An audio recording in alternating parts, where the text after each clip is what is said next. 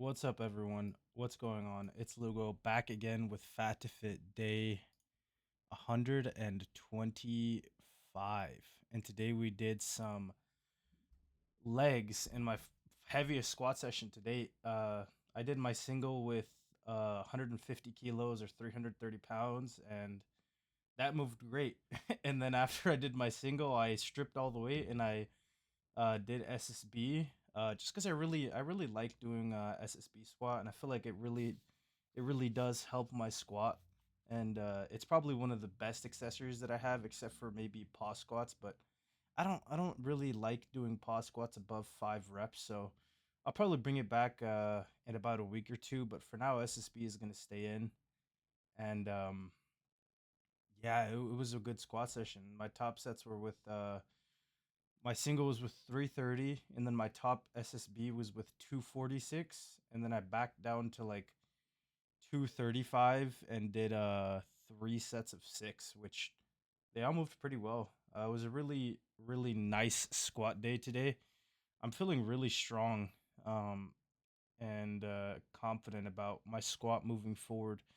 Honestly, all the singles this week moved well, which is the best thing that I could ask for. I think the one that moved the worst was bench, and I think that's just because my form was a little bit off and it was heavy. But everything else kind of felt heavy, but I made sure that it moved.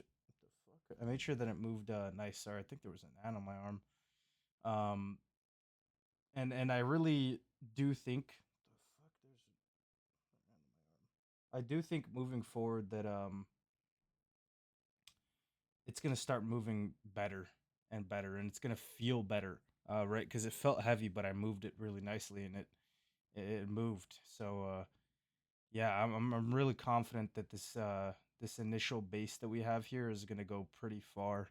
But this I wanted to talk about this accessory because I saw this on Sam Sheether's channel. He's a pretty, I would say, elite strength athlete, and strongman. Not so much of a power lifter anymore, but man, I saw this on his channel, and I was like, "Yo, we have this at our gym, right? We have a belt squat, we have the split squat stand," and I was kind of having this problem with regular split squats where I was having like a really hard stability issue, and for whatever reason, I was just bombing down on the bottom of the squat. So I was like, you know what? Let me try this. I tried it last week and it was great. And this week I decided to push it a little bit more. I think I did like 93 and a half pounds because the loading pin is 27 and a half, and then 33 times 2.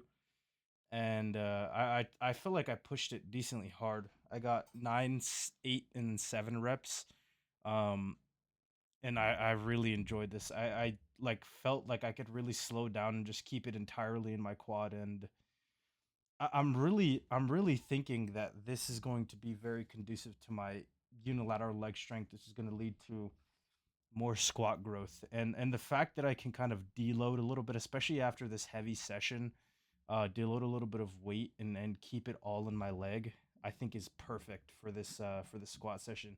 Because I was doing pendulum, and it was kind of like it felt kind of redundant because I'm already doing squats, and then I added the single in this week, so I was like, you know what, I'm gonna take off pendulum, and I'm gonna move all my sets to this accessory, and it felt great. I really do think that this is gonna be better for my squat than that. But really only time will tell, and we'll see how it ends up working out. But for now, this was fantastic. And then I mean, this is pretty much wrapping up the session. I think I did 2 sets of laying ham curls and then some calves. And one thing I'm excited about, which is almost completely irrelevant, but our adductor machine came back. I don't know what happened, where it was, if it was in storage or whatnot.